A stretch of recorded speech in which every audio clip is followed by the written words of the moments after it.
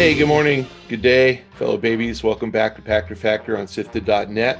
We are hopeful that you are watching as a Patreon patron. If you are, thank you so much. You're getting it real time. We also are hopeful that you have figured out how to link your Twitch Prime account to your Amazon account. If you can do that, we're getting paid there as well. So you're getting it real time. And if you can subscribe to our YouTube channel, that'll work for us as well. If you can't do any of those things, if you don't have the money, I totally get it. Then you're watching a week late. But again, we appreciate your patronage. At a minimum, please follow me on Twitter at Michael Pachter. Our next question comes from YouTube, from Film Gamer. I know who you are, Film Gamer. I see you on Twitter as well.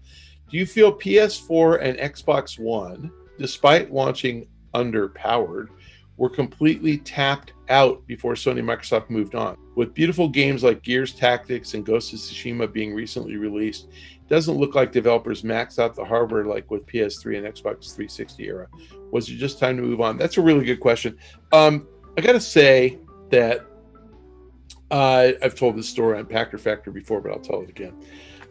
My kids are 20, and until they were 5, we had a nanny to help my wife out. I have identical twins. And I remember in 2004, my nanny asking me if I had any PlayStation games because she had just bought her husband a PlayStation. And I brought home a whole bunch of PS2 games. And she goes, she took them, and then she came back and she goes, no, PS1. And I was like, oh, good for Sony. You know, they're still supporting the PS1. And so in 2009, I think Sony made some big announcement. We've discontinued the PS1. It was something like that. And they kept the PS2 going to like 2013, you know, something like that. And I don't even know if they've ever discontinued the PS3. I can't remember. I think they did maybe a couple of years ago.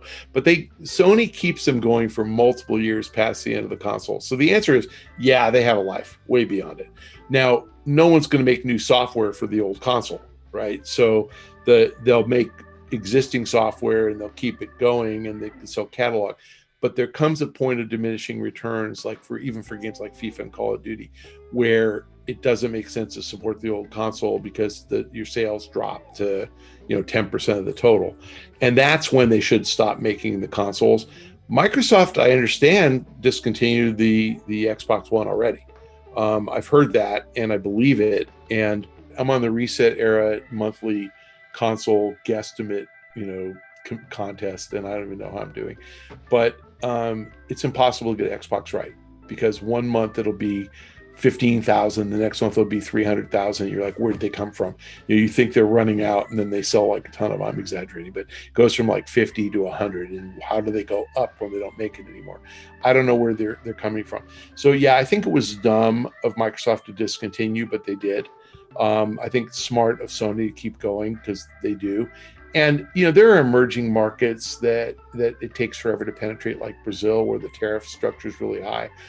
Get those people playing PlayStation games, and get those people addicted to Uncharted 1, and then you can sell them 2, 3, and 4, and you can sell them Last of Us 1 and 2, and you can sell them God of War 1, 2, 3, 4, 5. I mean, really smart. So, I think that maybe Microsoft, now that they boosted their first party capability, is going to regret discontinuing the Xbox One. But the answer is yes. I think that they were not fully tapped out, and I think it is time to move on, but they should move on and keep the old one in position. I'll give you a real world example of a really dumb move by a popular brand. Taco Bell got rid of tostadas. And by the way, I don't know what the point of the decision was, and if anybody works at Taco Bell, and I'm not talking about as a server, but anybody in management, Taco Bell is watching this, please respond on Twitter and explain this to me. It doesn't cost any money to have flat tortillas instead of curved tortillas, but you can't make tostadas anymore. They're gone from the menu. What the hell is wrong with you? There are people like me who only ate tostadas. And how many times do you think I'm going to check your freaking menu to figure out if you brought the tostada back? the point is that lots of really smart, purportedly smart brands do really stupid things.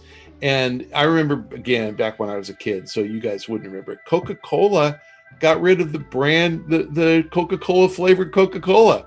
They came out with something called New Coke. It was a freaking disaster. And I'm not a Coke drinker, so I don't actually care. But it was a disaster, and people were like, "Where's Coke? I love Coke. I don't like New Coke." So they came back with Classic Coke. You know, so that I think they still call it Coke Classic. I don't even know. They just call it Coke.